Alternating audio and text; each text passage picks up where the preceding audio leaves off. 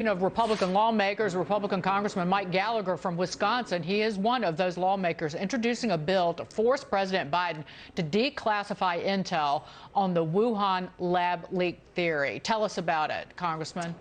Well, really, what we're insisting upon is full transparency. Is there any more important question facing the world right now than how this pandemic, which has devastated the global economy, devastated all of our individual lives, how it started, if for no other reason than we don't want another pandemic like this to happen? And if indeed it was U.S. taxpayer dollars funneled from the NIAID, Dr. Fauci's organization, through the EcoHealth Alliance under the supervision of Dr. Peter Daszak, who is the only U.S. citizen allowed on the WHO investigatory team, despite the fact that he has a clear conflict of interest, that then resulted in gain-of-function research at the Wuhan Institute of Virology, where there was a lab leak.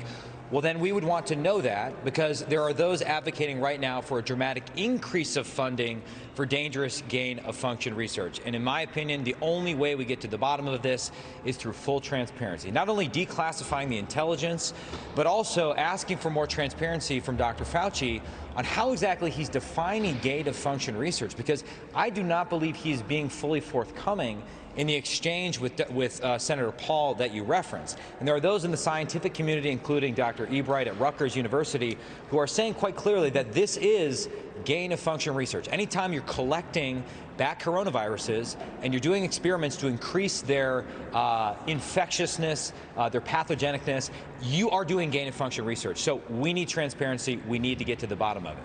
Well, we know the EcoHealth Alliance diverted $600,000 in grants from the National Institutes of Health to the Wuhan Virology Lab in the form of subgrants. This went on for 5 years between 2014 and 2019. But, Congressman, money is fungible. So how do you get your arms around figuring out where the money went? That's impossible to determine, other than you stop it by stopping any money going to, say, a virology lab in the middle of communist China.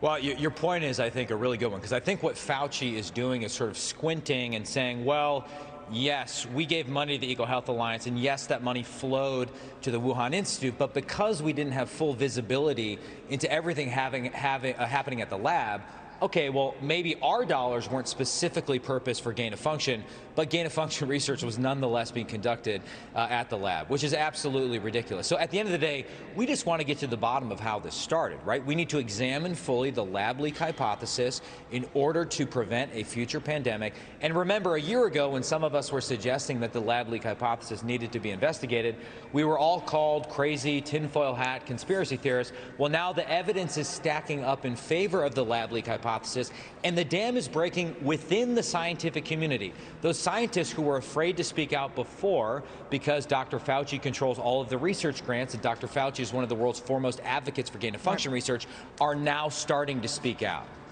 Great to see you, Congressman Gallagher. Thank you so much for being here.